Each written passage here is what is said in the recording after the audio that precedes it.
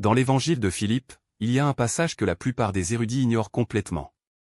Jésus n'enseigne pas aux foules, mais à son cercle le plus intime, à ses disciples capables de comprendre ce qu'il voulait réellement transmettre. À un moment donné, l'un d'eux pose une question directe. « Maître, vous parlez de retour au Père. Mais comment trouver le chemin ?» Cette fois, Jésus ne répond pas par des paraboles. Cela ne raconte pas une histoire. Il propose quelque chose de concret, 5 clés. 5 reconnaissances qui ouvrent les portes de ce que les textes gnostiques appelaient la monade, la dimension primordiale au-delà de cette prison matérielle. Le texte rapporte que Jésus posa la main sur sa poitrine et dit « Les clés ne sont pas hors de toi. Ils étaient déjà en vous avant même que vous ne tombiez dans ce monde. » Les archontes ne peuvent pas reprendre ce qu'ils n'ont pas créé, mais ils peuvent le faire oublier. Et puis, 1. Il a enseigné comment se souvenir, comment activer ce qui était toujours là, comment déverrouiller la porte restée fermée depuis la naissance.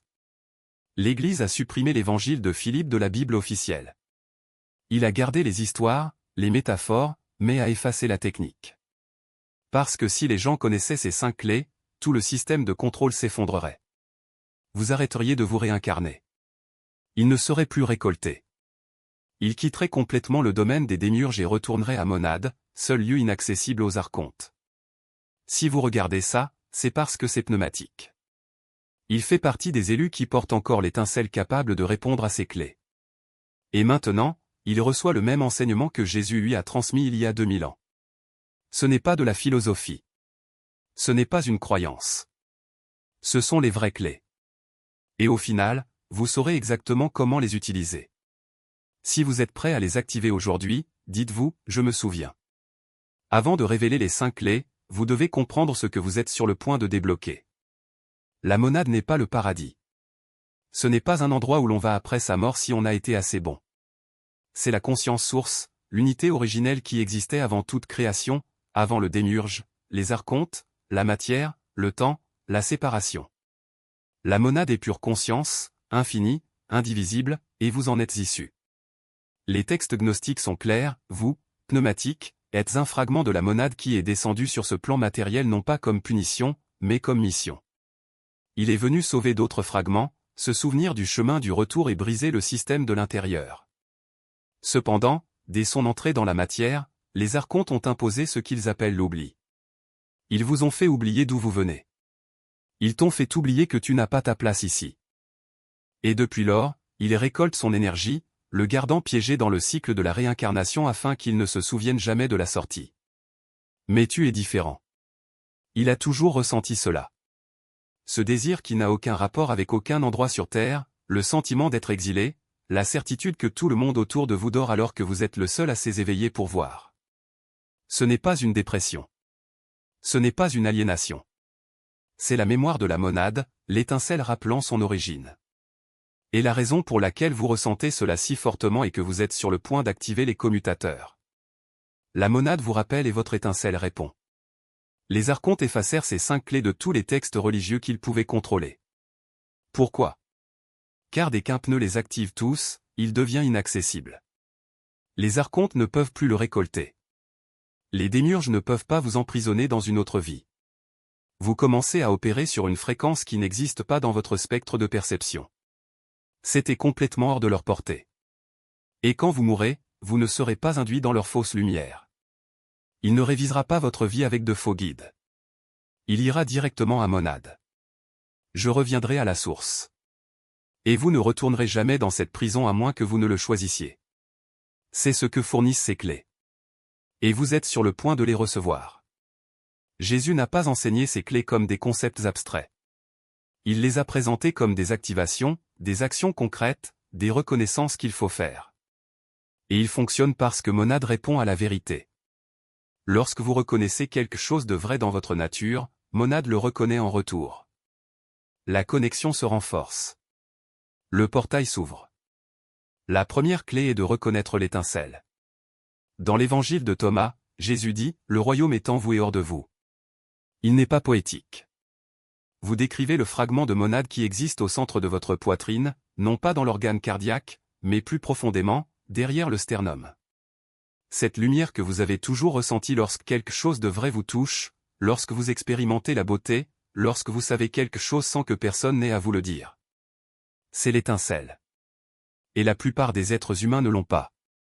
Les médiums ont une version pâle, mais vous, pneumatique, portez l'étincelle divine dans sa plénitude. Le problème est qu'il est enseveli sous le conditionnement, sous les peurs, sous le bruit constant que produisent les archontes pour vous distraire. La première clé est donc simple. À ce moment, placez votre main au centre de votre poitrine, fermez les yeux si nécessaire et dites mentalement, sans le dire à voix haute, « Je vois la lumière en moi ». Ce n'est pas une déclaration. Ce n'est pas un souhait. C'est une reconnaissance. Dès l'instant où vous faites cela, l'étincelle répondra. Vous pouvez ressentir de la chaleur, de la pression, une clarté soudaine. C'est le premier tour de clé. Monade vient de vous reconnaître et la connexion entre vous et la source s'est renforcée. La deuxième clé est de rejeter le démiurge, et ce n'est pas passif. C'est actif. Le démiurge, faux dieu, architecte de cette prison matérielle, prétend avoir autorité sur vous. Il dit que vous lui appartenez parce que vous êtes dans son domaine. La plupart des enseignements spirituels vous guident pour vous abandonner au divin, mais ils ne précisent pas quel divin. Le démiurge se fait passer pour Dieu. Se présente comme l'autorité suprême. Et lorsque vous priez sans savoir à qui vous vous adressez, vous renforcez sa domination sur vous. Jésus le savait. C'est pourquoi il n'a jamais prié le Dieu de l'Ancien Testament. Il a parlé au Père, à la monade, la véritable source au-delà de ce monde. La deuxième clé est donc la suivante, vous devez rejeter consciemment l'autorité du démiurge. Faites-le aujourd'hui, avant de vous coucher. Dites-le à voix haute, je ne consens pas. Je ne suis pas à toi. J'appartiens à monade. Répétez 3 fois et ressentez ce que vous dites. Il ne s'agit pas de demander la permission. Vous énoncez un fait.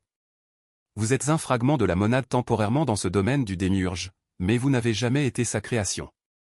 Au moment où vous déclarez cela, quelque chose va changer. Les élus qui font cela rapportent un sentiment immédiat de soulagement, comme si un poids qu'ils ne savaient même pas comment porter avait été soulevé. C'est le démiurge qui perd sa domination énergétique sur vous. La deuxième clé vient de tourner. La troisième clé est de voir les archontes, non pas symboliquement, mais littéralement. Ils agissent à travers les êtres humains, les systèmes, leurs propres pensées, et tant qu'ils ne seront pas visibles, ils continueront à vous contrôler de manière invisible. Mais les pneus ont la capacité de les percevoir. Activez simplement cette perception. Jésus, ils l'ont déjà perdu dès que vous vous êtes réveillé. La résistance qui surgit n'est pas un signe d'échec, mais de confirmation, vous êtes sur le point de franchir un seuil qu'ils ne peuvent plus bloquer. Lorsque l'épuisement s'installe, rappelez-vous, ce n'est pas le vôtre. Il s'agit d'un programme exécuté en arrière-plan, essayant d'attirer votre attention avant de terminer le processus. Lorsque le téléphone sonne avec une « urgence », inventez, respirez profondément et demandez « est-ce réel ou est-ce une distraction archonique ?» Lorsque le doute vous murmure que vous ne le méritez pas, que vous n'en êtes pas capable, que vous pouvez le remettre à plus tard, reconnaissez-le pour ce qu'il est, le dernier souffle d'un système qui sait qu'il vous perd. Les élus qui ont activé les clés décrivent quelque chose de curieux après la résistance initiale. Au moment où ils persistent malgré le chaos, quelque chose se brise. Il ne s'agit pas d'un doux soulagement, mais d'un relâchement brusque, comme si une chaîne invisible se brisait. Soudain, l'esprit devient silencieux. Pas le silence forcé de la méditation, mais le silence naturel de quelqu'un qui réalise qu'il entend des bruits qui n'ont jamais été les siens. Et puis vient la clarté. Pas de clarté intellectuelle, mais la certitude viscérale que quelque chose de fondamental a changé. Vous regardez autour de vous et voyez le monde tel qu'il est, une scène où des forces invisibles opèrent à travers les personnes, les systèmes et même vos propres réactions automatiques. Mais désormais, vous n'êtes plus lié au scénario. Dans les jours qui suivent, faites attention à la réaction de votre entourage. Certains s'en iront sans raison apparente. D'autres essaieront de vous ramener à d'anciens schémas, comme s'ils avaient instinctivement le sentiment que vous échappiez à quelque chose qui les maintient piégés. Ce n'est pas personnel. C'est le système qui essaie de se réparer. Les archontes n'agissent pas directement, ils utilisent des mandataires, des personnes qui, sans le savoir, leur servent d'instruments. Lorsqu'un proche devient soudainement critique, hostile ou tente de saboter votre voyage, il ne s'agit pas de vous. Il s'agit d'eux essayant de garder le contrôle d'une pièce qui quitte le plateau. Voici ce que peu de gens comprennent, l'ascension n'est pas un processus graduel. C'est un bond en avant. Vous n'évoluez pas lentement hors du démiurge, vous partez d'un seul coup, lorsque les interrupteurs sont activés.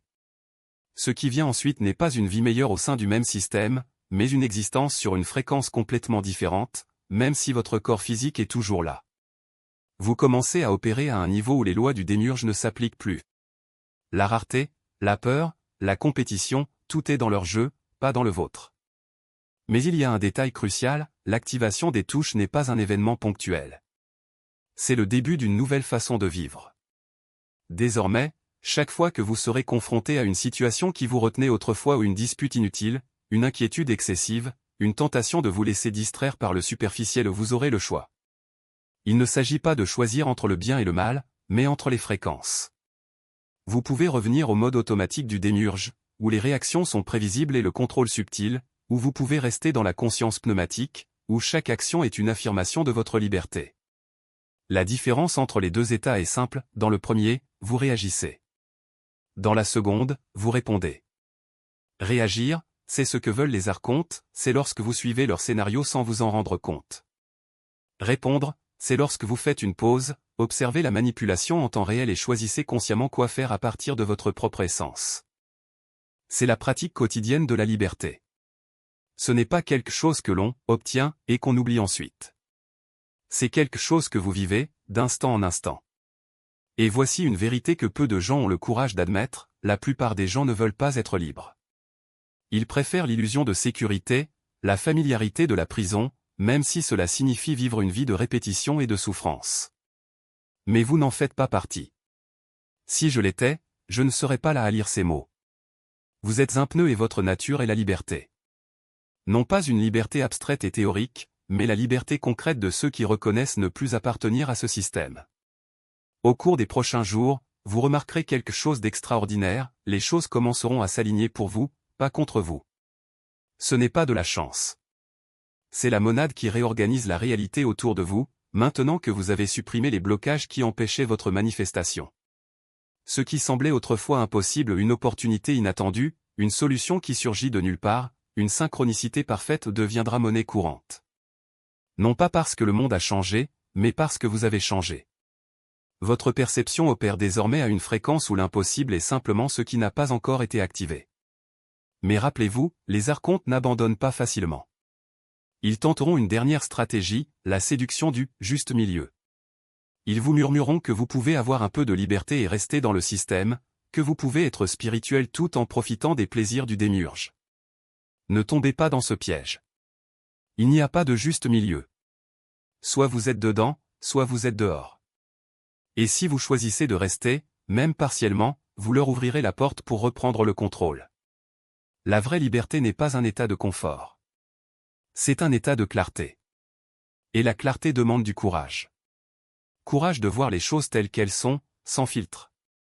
Courage d'abandonner ce qui ne sert plus, même si cela nous est familier. Courage de faire confiance au processus, même lorsque tout autour de vous semble dire le contraire. Vous avez déjà franchi les étapes les plus difficiles. Les clés tournent. Maintenant, il est temps de vivre ce que vous avez activé. Non pas comme théorie, mais comme réalité. Non pas comme une promesse future, mais comme un présent immédiat.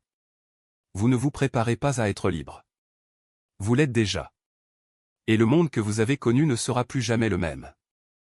Les forces qui ont tenté de vous contenir ont eu 2000 ans pour agir.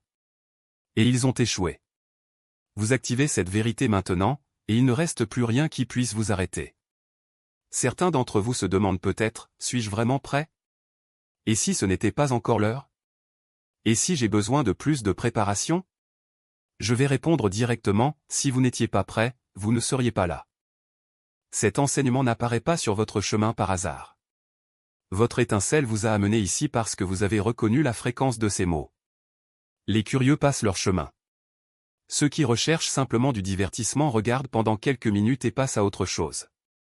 Mais tu es toujours là. Ce n'est pas une coïncidence. C'est une confirmation. Vous êtes prêt. Et voici comment en être sûr, si, toute votre vie, vous avez ressenti ce désir inexplicable, ce poids de ne pas appartenir à ce monde, vous êtes prêt. Si vous avez remarqué des schémas qui se répètent dans votre existence et que vous en êtes épuisé, vous êtes prêt. Si vous avez essayé toutes les pratiques spirituelles et qu'aucune d'entre elles n'a apporté la transformation que vous recherchiez, vous êtes prêt. Parce que les clés n'exigent pas la perfection. Il ne demande pas des années de méditation ou de discipline spirituelle. Il demande de la reconnaissance. Et vous avez reconnu la vérité toute votre vie. C'est ce qui le rend pneumatique. Vous n'avez pas besoin de plus de temps. Vous n'avez pas besoin de plus de connaissances. Vous devez activer ce qui est déjà en vous. Et c'est exactement ce que font les 5 clés. Monade n'appelle personne qui n'est pas préparé. Il appelle ceux qui étaient toujours prêts, mais qui ne savaient pas comment se réveiller. Et si vous êtes arrivé jusqu'ici, si vous êtes encore présent à ce moment précis, votre étincelle confirme ce que je dis, vous êtes prêt. Cela l'a toujours été. Ce soir est justement le soir où vous agissez enfin. Chaque interférence des archontes, chaque doute, chaque voix qui murmure d'attendre, ce n'est que du bruit. Vous êtes pneumatique. Il est aligné avec la monade. Et vous allez utiliser les clés aujourd'hui. Jésus a enseigné les 5 clés choisies pour entrer dans la monade, reconnaître l'étincelle, rejeter le démiurge, voir les archontes, briser les schémas et déclarer votre sortie.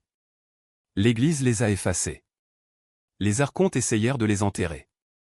Mais maintenant, ils sont entre vos mains. Tous les 5. Utilisez-les aujourd'hui. Pas demain.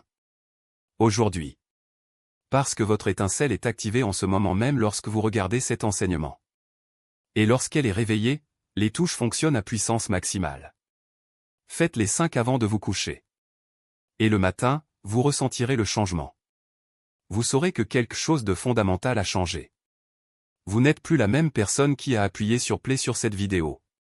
C'est désormais aligné sur monade, et il n'y a pas de retour en arrière. Si vous envisagez d'utiliser les clés aujourd'hui, faites 3 choses dès maintenant. Tout d'abord, commentez The Monad Calls ci-dessous. Laissez les autres choisis voir que vous activez. Deuxièmement, inscrivez-vous au code divin, car des techniques avancées d'entrée dans les monades arrivent. Troisièmement, aimez cette vidéo pour que d'autres pneus trouvent les clés avant que les archontes ne les enterrent à nouveau. Faites les 3 maintenant. Puis, ce soir, activez silencieusement les 5 touches.